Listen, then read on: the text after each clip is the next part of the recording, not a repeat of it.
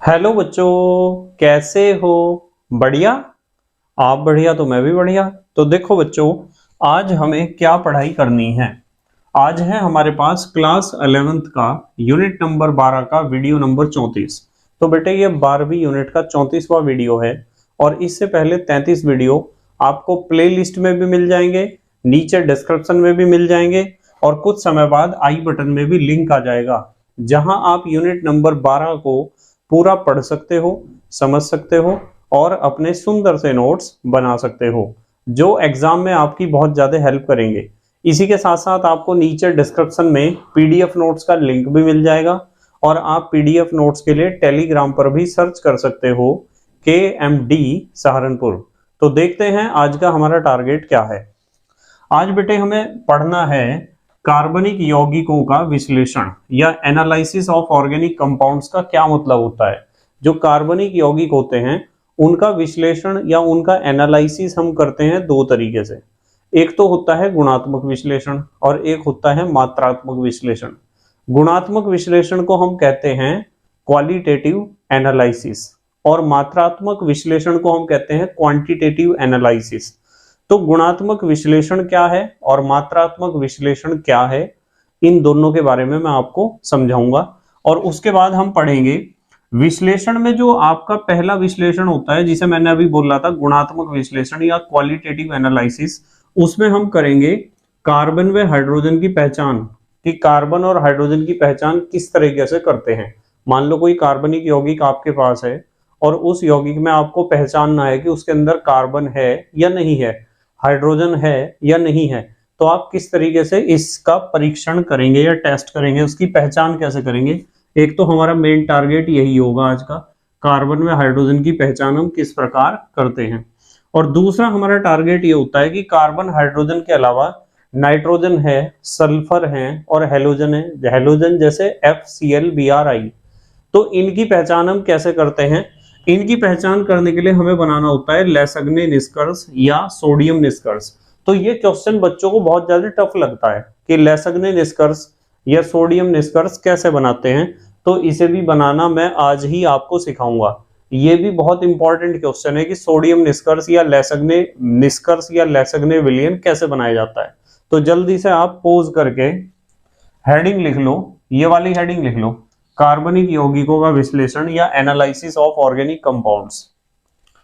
लिख लिया बेटे? ठीक है। तो बेटे हमें पढ़ना है कार्बनिक यौगिकों का विश्लेषण या एनालिसिस ऑफ ऑर्गेनिक कंपाउंड्स।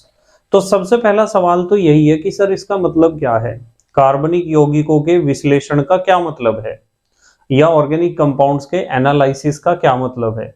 इसका मतलब होता है कि मान लो आपके पास कोई कार्बनिक यौगिक है और आपको पहचानना है कि उस यौगिक में कौन कौन से तत्व उपस्थित हैं और आपको पहचानना है कि उस यौगिक में कोई भी तत्व कितनी मात्रा में उपस्थित है।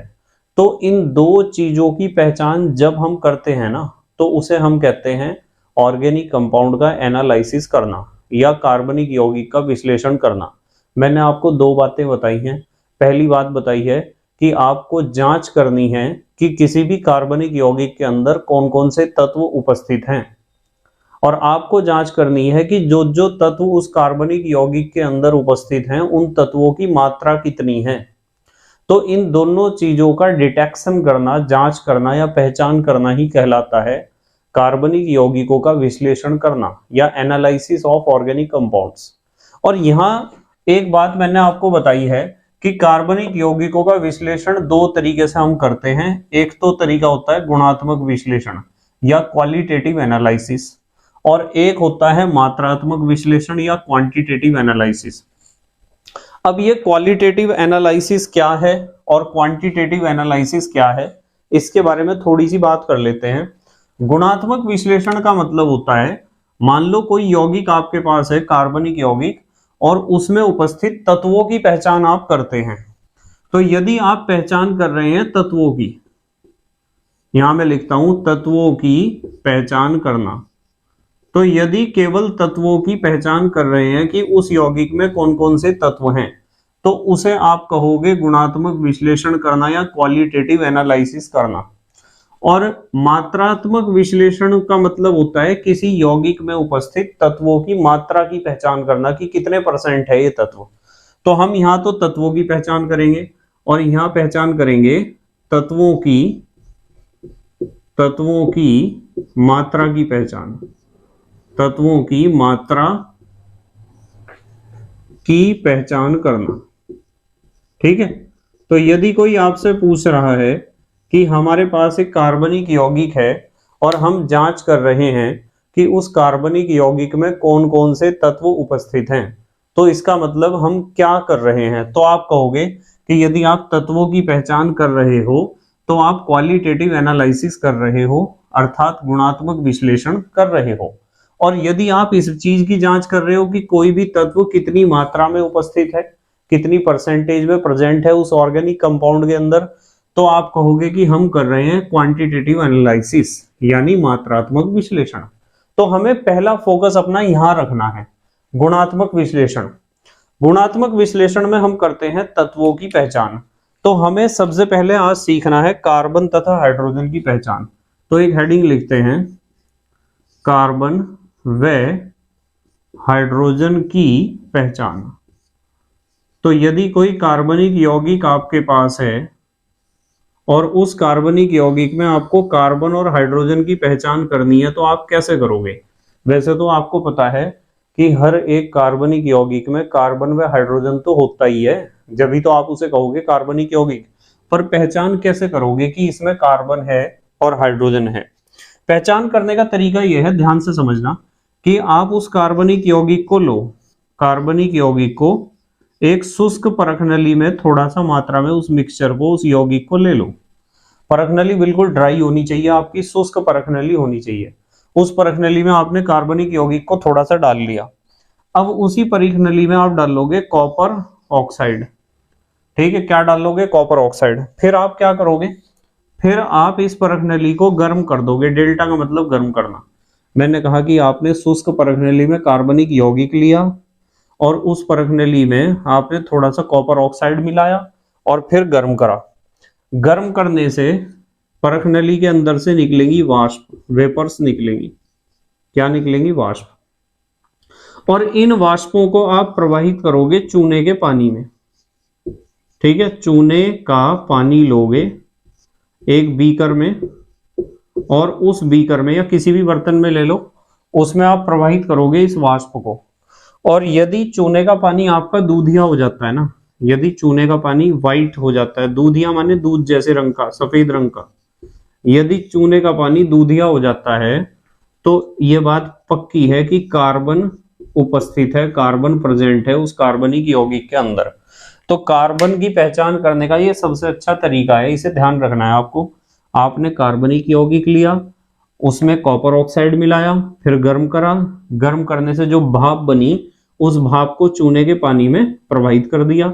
यदि चूने का पानी सफेद हो जाता है, दूधिया हो जाता है, तो ये पक्का सबूत है कि दिए गए मिक्सचर में या यौगिक में कार्बन प्रेजेंट है, कार्बन उपस्थित है। ठीक है, ध्यान रखोगे इस बात को। अब ऐसा होता क्यों है, देखो मैं बताता हूं। यदि उस यौगिक में कार्बन है और वो कार्बन गर्म होगा कॉपर ऑक्साइड के साथ, देखो कॉपर ऑक्साइड के साथ मैं इसे गर्म करता हूं, यहां लिखता हूं 2CuO। जब आप उसे कॉपर ऑक्साइड के साथ गर्म करोगे ना, तो गर्म करने पर क्या होगा, एक कार्बन और 2 ऑक्सीजन, तो यहां CO2 गैस बनेगी। कौन सी बनेगी, CO2 गैस। और ये Cu बच जाएगा हमारे पास अलग, कॉपर अलग हो जाएगा। ये लिख दूं मैं 2Cu। मतलब यदि उस कार्बनिक यौगिक में कार्बन है तो वो कॉपर ऑक्साइड के साथ जब आप उसे गर्म करोगे तो ये कार्बन 2 ऑक्सीजन से कनेक्ट करके CO2 गैस बना लेगा, कॉपर हो जाएगा अलग। और फिर आप इस गैस को यानी इस वाष्प को प्रवाहित कर रहे हो चूने के पानी में। चूने का पानी क्या होता है, कैल्शियम हाइड्रोक्साइड। ये लिख दिया मैंने कैल्शियम हाइड्रोक्साइड, CaOH का होल ट्वाइस। और इसमें प्रवाहित करी आपने CO2 गैस। रिएक्शन तो मैंने भी पहले भी आपको कराई है। तो CO2 गैस जैसे ही प्रवाहित करोगे तो यहां से ये H2O निकल जाएगा इस तरीके से, और ये बनेगा CaCO। ऑक्सीजन कितने हैं, 2 और 1 3। यहां बनेगा CaCO3 कैल्शियम कार्बोनेट का सफेद अवक्षेप, ये अवक्षेप का निशान लगाया है, और ये अवक्षेप होता है कैसा, कैल्शियम कार्बोनेट का कैसा अवक्षेप होता है, सफेद अवक्षेप, दूधिया अवक्षेप। और ये क्या निकला है यहाँ से, H2O, साथ में निकलेगा जल, H2O। तो इस कैल्शियम कार्बोनेट के सफेद अवक्षेप बनने के कारण ही चूने का पानी दूधिया हो जाता है। ये जो चूने का पानी है ना, ये चूने के पानी का फार्मूला है कैल्शियम हाइड्रोक्साइड, ये रंगहीन होता है। चूने का पानी ऐसा ही होता है, देखने में जैसे सामान्य पानी होता है, कोई कलर नहीं उसमें नहीं होता है। ठीक है, तो इसलिए आप इस तरीके को प्रयोग कर सकते हो कार्बन की पहचान करने में। तो यदि आप किसी यौगिक में कार्बन की पहचान कर रहे हो, उसे आप कहोगे गुणात्मक विश्लेषण करना। कैसे करेंगे पहचान, एक शुष्क परख नली में कार्बनिक यौगिक लेंगे, फिर उसमें थोड़ा सा कॉपर ऑक्साइड मिलाएंगे और फिर उसे गर्म करेंगे। गर्म करने पर जो वाष्प बनेगी उस वाष्प को चूने के पानी पर प्रवाहित कर देंगे, और चूने का पानी कैसा हो जाएगा, दूधिया हो जाएगा। यदि दूधिया हो जाता है तो जिस यौगिक को आपने कॉपर ऑक्साइड के साथ गर्म किया है उस यौगिक में कार्बन प्रेजेंट होगा, पक्की बात है। और ऐसा इसलिए होता है क्योंकि वो जो कार्बन प्रेजेंट होता है वो कार्बन कॉपर ऑक्साइड के साथ गर्म करने पर CO2 गैस बनाता है, और ये CO2 गैस ही वाष्प में उड़ती है। और ये CO2 गैस जब चूने के पानी में प्रवाहित करते हैं, चूने के पानी के ऊपर या चूने के पानी के अंदर इसे प्रवाहित करते हैं, तो सफेद रंग का अवक्षेप बनता है कैल्शियम कार्बोनेट का। इसलिए चूने का पानी कैसा हो जाता है, दूधिया या सफेद हो जाता है। ठीक है, तो कार्बन की प्रेजेंस तो आप इस तरीके से डिटेक्ट करोगे। अब हाइड्रोजन की तो रहेगी, हाइड्रोजन की भी करते हैं, पहले पोज करके लिख लो जल्दी से। आप लिख लिया बेटे, ठीक है। अब हम देखते हैं कि हाइड्रोजन की पहचान हम कैसे करेंगे। हाइड्रोजन की पहचान करने के लिए भी आपको एक शुष्क परख नली में कार्बनिक यौगिक लेना होगा। कार्बनिक यौगिक को एक ड्राई टेस्ट ट्यूब में ले लो, और लेने के बाद उस परख नली में थोड़ा सा डाल दो कॉपर ऑक्साइड, और फिर उसे कर दो गर्म। गर्म करने पर आपको प्राप्त होगी वाष्प, इसी तरीके से जैसे पहले आपको वाष्प प्राप्त हुई थी। भाई पहले भी कार्बनिक यौगिक को आपने कॉपर ऑक्साइड के साथ गर्म किया था और उससे भी आपको वाष्प मिली थी, और इससे भी आपको क्या मिल जाएगी, वाष्प, वेपर्स मिल जाएंगी। अब आपको क्या करना है, ये जो वाष्प है इसे प्रवाहित करना है निर्जल कॉपर सल्फेट पर। निर्जल कॉपर सल्फेट जो होता है ना वो रंगहीन होता है। निर्जल कॉपर सल्फेट कैसा होता है, रंगहीन, कलरलेस, या यूं कह दो सफेद रंग का। पर जैसे ही वाष्प आप प्रवाहित करोगे निर्जल कॉपर सल्फेट के ऊपर, यह कॉपर सल्फेट हो जाएगा नीला। और यदि नीला हो जाता है तो समझ जाओ उस यौगिक में हाइड्रोजन प्रेजेंट है, हाइड्रोजन उपस्थित है। तो यह है तरीका हाइड्रोजन की पहचान करने का। कार्बनिक यौगिक लो शुष्क परख नली में, उसमें थोड़ा सा कॉपर ऑक्साइड डाल लो, फिर आप उसे गर्म करो, जो भाप बनेगी उसे निर्जल कॉपर सल्फेट के ऊपर प्रवाहित कर दो। यदि निर्जल कॉपर सल्फेट का रंग नीला हो जाता है तो दिए गए यौगिक में हाइड्रोजन उपस्थित है। क्लियर होगी ना बात। इसी तरीके से लिख कर आना है एग्जाम में यदि पूछता है। ऐसा क्यों होता है, यदि यौगिक में हाइड्रोजन है तो वो हाइड्रोजन कॉपर ऑक्साइड के साथ गर्म करने पर क्या करेगा, देखो जरा, दो हाइड्रोजन एक ऑक्सीजन, H2O बनाएगा, पानी बनाएगा, और ये पानी भाप बन के उड़ेगा और कॉपर हो जाएगा अलग, ये कॉपर अलग हो गया। अब आपके पास जो निर्जल कॉपर सल्फेट है CuSO4 वो निर्जल है, तो निर्जल कॉपर सल्फेट होता है रंगहीन, कलरलेस, इसमें कोई रंग नहीं होता है कॉपर सल्फेट में यदि पानी नहीं है। पर जब आप इस निर्जल कॉपर सल्फेट के ऊपर ये वाष्प प्रवाहित करोगे, वाष्प तो ये है, तो जल वाष्प के 5 अणु इसके साथ जुड़ जाएंगे और जुड़कर बनाएंगे CuSO4 इंटू 5H2O, ये बनेगा, यानी जलीय कॉपर सल्फेट। ये हो गया, इसे आप कह सकते हो जलीय कॉपर सल्फेट या हाइड्रेटेड कॉपर सल्फेट।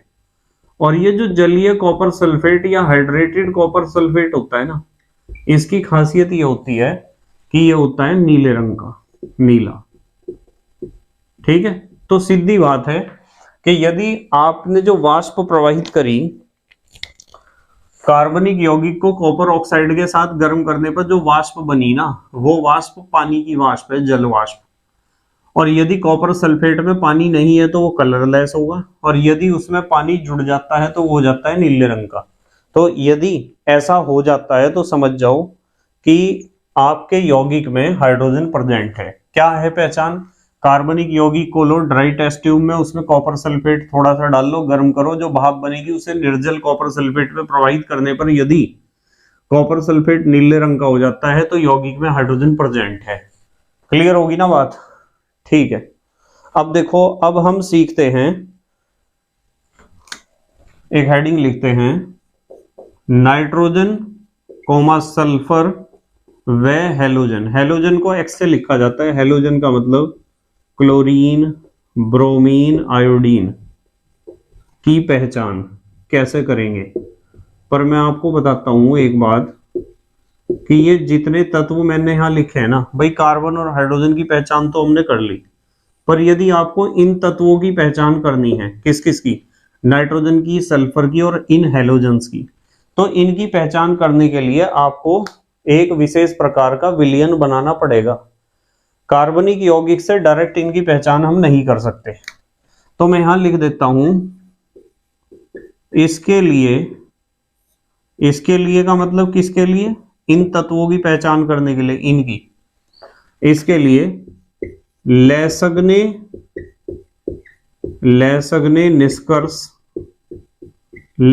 निष्कर्ष कह दो या विलयन कह दो, एक ही बात है।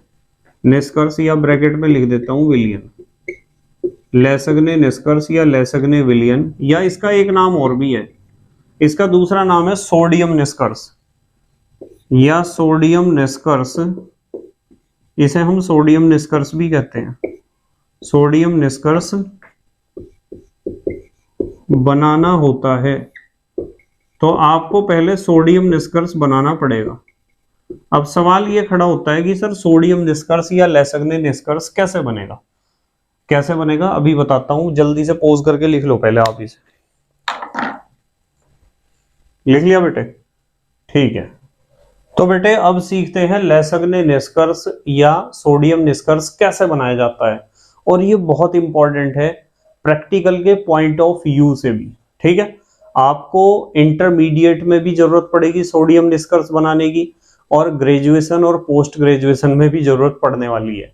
यदि आप मेडिकल या इंजीनियरिंग के फर्स्ट ईयर में केमिस्ट्री सब्जेक्ट पढ़ते हैं तो वहां भी आपको जरूरत पड़ने वाली है सोडियम निष्कर्ष या लेसगने निष्कर्ष बनाने की। तो इस चीज को बहुत ध्यान से समझना है आपको। तैयार हो? देखो, मैं आपको बिल्कुल सिस्टमैटिक वे में एक्सप्लेन करूंगा कि सोडियम एक्सट्रैक्ट कैसे बनाया जाता है। इसे कहते हैं सोडियम एक्सट्रैक्ट। ठीक है, आपको एक बात का पता होना चाहिए कि आपकी जो सोडियम धातु होती है ना, वो बहुत ज्यादा क्रियाशील होती है सोडियम धातु। अब सवाल ये खड़ा हुआ है, सर क्यों होती है ज्यादा क्रियाशील? तो इसका जवाब ये है कि सोडियम बहुत ज्यादा क्रियाशील इसलिए होती है क्योंकि इसका आयनन विभव बहुत कम है। इसमें से इलेक्ट्रॉन बहुत आसानी से निकल जाता है, और किसी धातु में से इलेक्ट्रॉन जितनी आसानी से निकल जाता है ना, तो वो धातु उतनी ही ज्यादा क्रियाशील मानी जाती है। सोडियम बहुत ज्यादा क्रियाशील है, इतना ज्यादा क्रियाशील है कि हवा और पानी के साथ भी रिएक्शन कर लेता है। यदि सोडियम को कहीं से ऑक्सीजन मिल गया ना, तो इसका रिएक्शन हो जाएगा उसके साथ बिल्कुल एकदम। तो हवा और पानी यानी ऑक्सीजन से इसे बचा के रखना चाहिए, क्योंकि पानी में भी तो ऑक्सीजन होती है, H2O ऑक्सीजन तो है। तो इसलिए हम क्या करते हैं कि एक बर्तन लेते हैं और बर्तन में हम भरते हैं केरोसिन। क्या भरते हैं? केरोसिन ऑयल, जिसे आप कहते हो मिट्टी का तेल। और उस केरोसिन में हम डुबाकर रखते हैं सोडियम के टुकड़ों को। मतलब सोडियम धातु के टुकड़े जो होते हैं उन्हें आप हवा में नहीं रख सकते हो, क्योंकि सोडियम बहुत ज्यादा क्रियाशील धातु है। और सोडियम के टुकड़ों को आप पानी में भी नहीं रख सकते हो, क्योंकि पानी में भी ऑक्सीजन होती ही है। ठीक है, इसलिए सोडियम के टुकड़ों को हम रखते हैं ऐसी जगह जहां उसे ऑक्सीजन ना मिले, और वो है केरोसिन। और केरोसिन क्या है? एक हाइड्रोकार्बन ही तो है, उसमें हाइड्रोजन और कार्बन होगा, ऑक्सीजन तो उसमें होगा ही नहीं। तो इसलिए केरोसिन में डुबाकर रखते हैं हम सोडियम के टुकड़े को। हमें सोडियम का जिक्र इसलिए करना पड़ रहा है क्योंकि हमें सोडियम निष्कर्ष बनाना है। अब आपको क्या करना है, आपको किसी चिमटी की सहायता से, फोर्सेप की सहायता से एक सोडियम के टुकड़े को निकालना है यहां से, और निकाल के आपके लैब में गोल गोल इस तरह के फिल्टर पेपर रखे होंगे। ये फिल्टर पेपर मैं लिख देता हूं यहां, फिल्टर पेपर है ये, फिल्टर पेपर। तो आपके लैब में रखे होंगे फिल्टर पेपर। आप सोडियम के टुकड़े को निकाल लो, एकदम यहां रखो और दूसरा फिल्टर पेपर उसके ऊपर ढक दो। मतलब कई सारे फिल्टर पेपर के बीच में आप रख दो सोडियम के टुकड़े को, जिससे वो हवा के संपर्क में ना आ सके, और वो उसके जो केरोसिन उसके ऊपर चिपका हुआ है, मिट्टी का तेल जो चिपका हुआ है, वो अवशोषित हो जाए।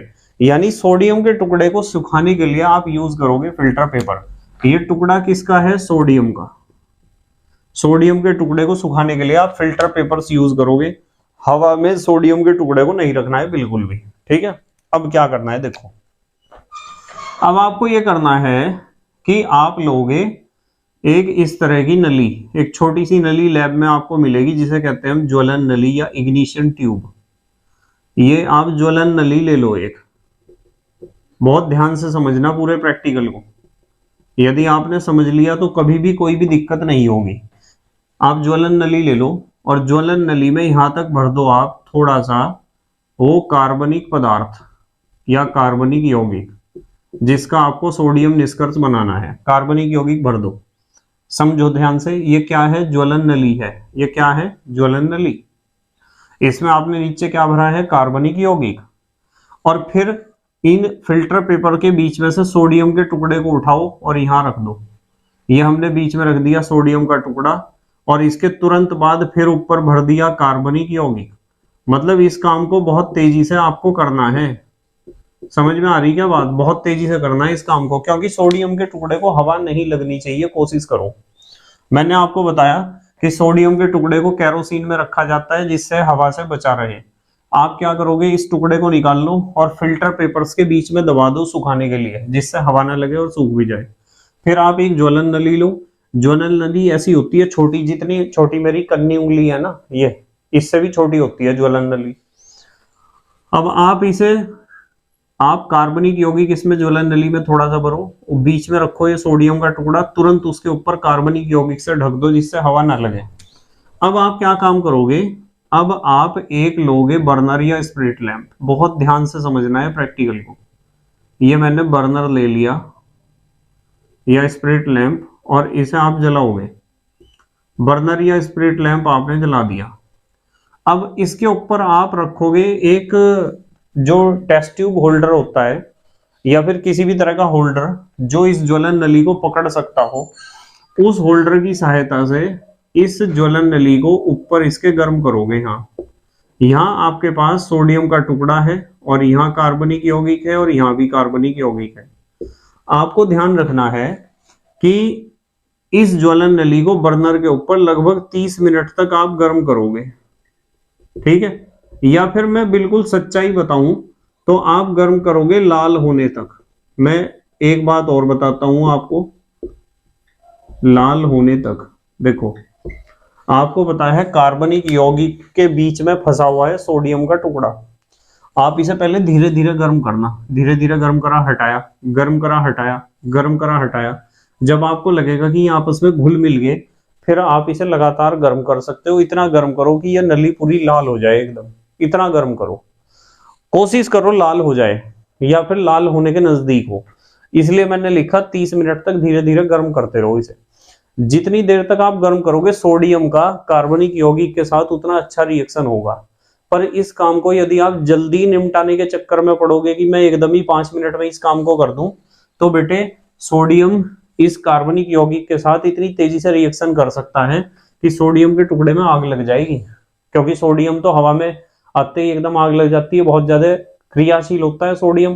तो यदि इसमें आग लगी ना, तो यहां से एक आग का रॉकेट निकलेगा खतरनाक वाला, और वो खतरनाक वाला रॉकेट जिसके ऊपर लग गया ना, उसके कपड़ों में आग। एक बार मैं कॉलेज में लैब में सोडियम निष्कर्ष ही बनवा रहा था क्लास 12th में। तो क्या हुआ, सोडियम निष्कर्ष बनाते हुए मैंने पहले क्लास में अच्छी तरीके से समझा दिया पूरा प्रैक्टिकल कि आपको ऐसे करना है। फिर भी एक शैतान बच्चा था, तो शैतान बच्चे ने क्या करा, इस काम को जल्दी निपटाने के चक्कर में ये जो आपकी ज्वलन नली है, इग्निशन ट्यूब है, इस नली को उसने डायरेक्ट एकदम बहुत तेजी से गर्म करा। मैं आपको कह रहा हूं धीरे धीरे थोड़ा थोड़ा गर्म करते रहो, हटाते रहो, गर्म करते रहो, हटाते रहो। पर उसने सोचा कि इस काम को जल्दी निपटा दूंगा मैं, और जल्दी निपटाने के चक्कर में उसने इसे लगातार इसके ऊपर रखा, बर्नर के ऊपर, और सोडियम के टुकड़े ने अपनी एक्टिविटी दिखाई और वो उसमें आग लगी है खतरनाक वाली, और यहां से एक रॉकेट निकला खतरनाक वाला। और वो रॉकेट हमारी लैब में जो ऑफिस था मेरा बैठने का, उस ऑफिस में पर्दा, मैंने उससे पहले दिन ही नए पर्दे लगाए थे वहां ऑफिस के दरवाजे के ऊपर, तो उस पर्दे पे जाके लगा वो टुकड़ा, पूरा पर्दा जल गया। तो इसलिए सावधानी से प्रैक्टिकल करना है आपको।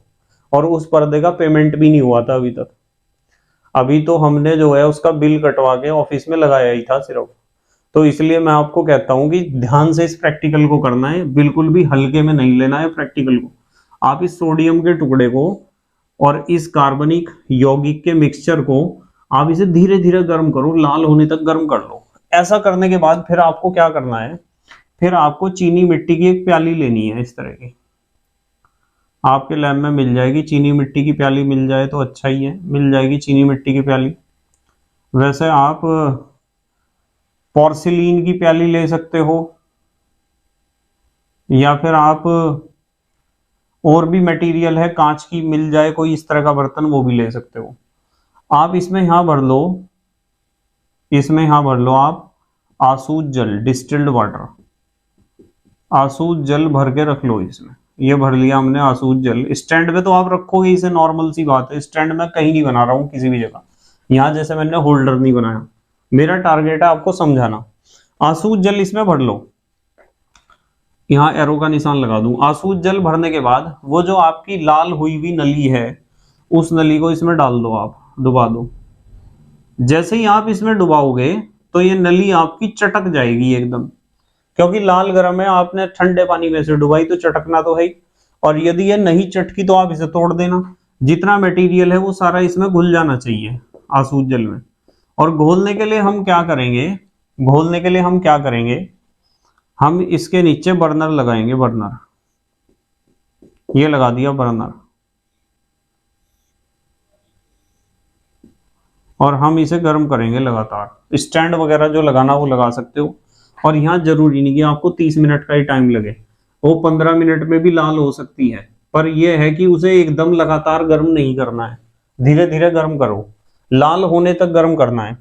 अब आपने क्या काम करा, बर्नर के ऊपर क्या रखा, एक प्याली, उसमें आसूद जल है, और उसे जो रिएक्शन हो चुकी है, रिएक्शन से जो भी प्रोडक्ट बन चुका है, उस ज्वलन नली को इसमें डुबाया। चटकेगी नहीं चटकेगी तो तोड़ दो, सारे को घोल दो।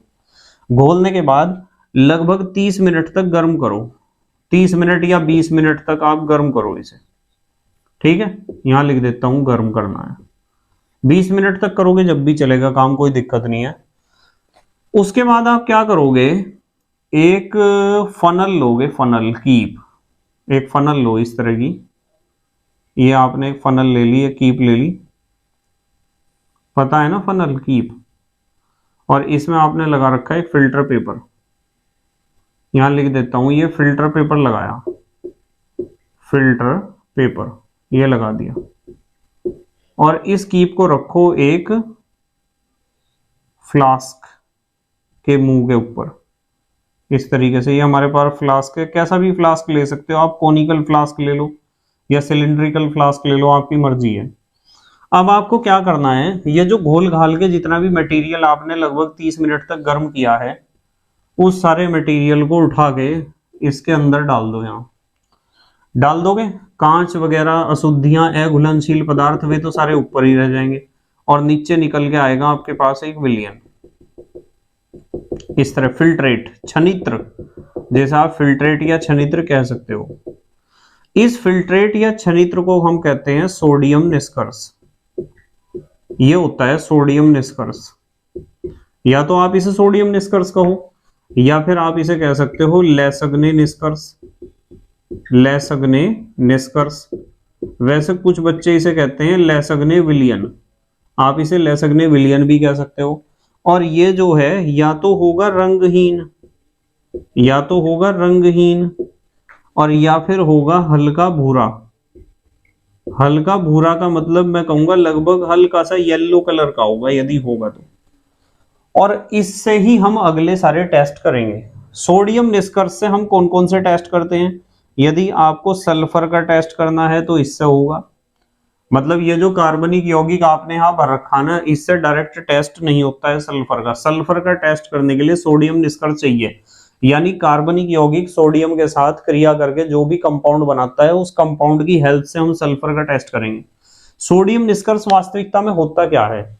सोडियम निष्कर्ष होता है उस कार्बनिक यौगिक की सोडियम के साथ क्रिया करने से बनने वाला प्रोडक्ट का सॉल्यूशन। रिपीट कर रहा हूं, ध्यान से सुनो। सोडियम निष्कर्ष क्या होता है कि जो भी ऑर्गेनिक कंपाउंड हमारे पास है वो ऑर्गेनिक कंपाउंड सोडियम के साथ जब रिएक्ट करेगा तो उसके रिएक्ट करने से जो प्रोडक्ट बनेगा उस प्रोडक्ट का सॉल्यूशन है, उसका विलयन है सोडियम निष्कर्ष। पर सोडियम की रिएक्शन किसी भी ऑर्गेनिक कंपाउंड के साथ आप इजीली नहीं करा सकते हो, क्योंकि सोडियम बहुत ज्यादा क्रियाशील है। इसलिए इस स्पेशल टेक्निक का यूज करते हैं जो मैंने यहाँ एक्सप्लेन की है। तो सल्फर का टेस्ट करना है तो सोडियम निष्कर्ष से होगा टेस्ट, नाइट्रोजन का टेस्ट करना है वो भी सोडियम निष्कर्ष से होगा, क्लोरीन का टेस्ट करना है, ब्रोमीन का करना है टेस्ट, आयोडीन का टेस्ट करना है, मतलब इनकी पहचान करनी है कार्बनिक यौगिक के अंदर, तो आप सोडियम निष्कर्ष का ही प्रयोग करोगे। सुन लो इस बात को कान खोल के बिल्कुल, ठीक है। जल्दी से पोज करके लिखेंगे हमारे देश के बच्चे, पोज करके लिखेंगे बेटे। लिख लिया? ठीक है। तो बेटे मुझे उम्मीद है आपकी समझ में जरूर आया होगा कि कार्बनिक यौगिक में कार्बन व हाइड्रोजन की पहचान कैसे करते हैं, और नाइट्रोजन, सल्फर और हैलोजन की पहचान करने के लिए हमें पहले लेसग्ने विलयन या लेसग्ने निष्कर्ष या सोडियम निष्कर्ष बनाना होता है, और वो किस तरीके से बनता है प्रैक्टिकल में बहुत ज्यादा काम आने वाली चीज है। समझ में आई ना बात? कल मैं आपको सिखाऊंगा। और मैंने आपको एक बात और बता दी कि हम एनालिसिस में क्या करते हैं, हमारा क्वालिटेटिव एनालिसिस का क्या मतलब है और क्वांटिटेटिव एनालिसिस का क्या मतलब है। क्वालिटेटिव एनालिसिस में तो हम इन तत्वों की पहचान करते हैं कि कौन कौन से तत्व कार्बनिक यौगिक में उपस्थित हैं, और क्वांटिटेटिव एनालिसिस में हम निकालते हैं कि कौन सा तत्व कितनी मात्रा में उपस्थित है, उसकी परसेंटेज कितनी है। क्लियर है ना बात? तो क्वालिटेटिव एनालिसिस आज से हमने स्टार्ट किया, जिसमें मैंने आपको हाइड्रोजन और कार्बन की पहचान बताई कि कैसे करेंगे, और फिर बताया कि इन तत्वों की पहचान करने के लिए आपको पहले क्या बनाना पड़ेगा, लेसग्ने निष्कर्ष या सोडियम निष्कर्ष। ठीक है, बस मेहनत और ईमानदारी से पढ़ाई करते रहो और अपने हैंड रिटन नोट्स बनाते रहो। ठीक है, बस बाकी पढ़ाई कल करेंगे। कल मैं आपको इन तत्वों की पहचान सिखाऊंगा सोडियम निष्कर्ष से या लेसग्ने निष्कर्ष से। ठीक है, तो thank you very much for watching this video. Okay, bye.